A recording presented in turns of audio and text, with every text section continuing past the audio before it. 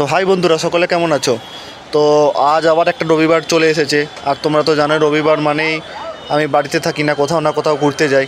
আগের রবিবার ছিলাম অযোধ্যা ধামে, তো এই রবিবার চলে এসেছি আমরা কাশী বিশ্বনাথ ধামে, ভগবান মহাদেবের একদম বিখ্যাত জায়গা। তো তোমরা অযোধ্যার ভিডিওটা দেখে আমাকে জানিও কেমন লেগেছে অবশ্যই। তো যাবার পথে দেখলাম একজন কাকা খুব সুন্দরভাবে কচুরির সাথে ছোলা এবং পেঁয়াজ, লঙ্কা এবং অল্প লেবু দিয়ে একটা খুব সুন্দর আইটেম বানাচ্ছে। অনেকেই দাঁড়িয়ে খাচ্ছিল। তো বিকেলবেলায় অল্প খিদে টিদে পেয়েছিল, তো এখানে দাঁড়িয়ে একটু খেয়ে ফেললাম, ভালোই ছিল বেশ। তো বিশ্বনাথ মন্দির যাওয়ার জন্য আমরা সেই ঐতিহাসিক গলিতে ঢুকে পড়েছি। এই গলি হয়েই যেতে হবে আপনাদেরকে, এবং সেই ভিড় পুরো শ্রাবণ মাস জুড়েই থাকবে, কিছু করার নেই। হ্যাঁ, তবে যদি আপনি সোমবারে আসেন তাহলে আরও বেশি ভিড় পাবেন, কারণ সোমবার শিবের বার, ওই দিন আরও দর্শনার্থী আসে। এবং দূরে দেখুন মন্দির দেখা যাচ্ছে, চলুন যাওয়া যাক। এবারে আমরা একদম কাশী বিশ্বনাথ ধাম মন্দিরের সামনে চলে এসেছি। আমরা দেখতেই পেলেন মন্দিরের উপর লেখা আছে কাশী বিশ্বনাথ ধাম।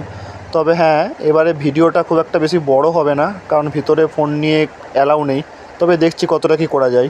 গোপাল একটা তিলকও কেটে ফেললাম 10 টাকা দিয়ে, মন্দিরের ভিতরে যাব যেহেতু। তো বন্ধুরা, এই হলো সেই মণিকর্ণিকা ঘাট, বেনারসের অত্যন্ত প্রসিদ্ধ স্থান। কাশী বিশ্বনাথ ধাম থেকে একদম কাছেই, 300 থেকে 400 মিটারের মধ্যে। তোমরা এলে অবশ্যই দর্শন করো। আমি তো বৃষ্টিতে ভিজে ভিজেই দর্শন করলাম, এবং এখনও বৃষ্টি হচ্ছে। মন্দিরের ভিতরেও ভিজে ভিজে পুজো দিলাম। তোমাদেরকে তো দেখাতে পারলাম না, যেহেতু ফোন অ্যালাউ ছিল না।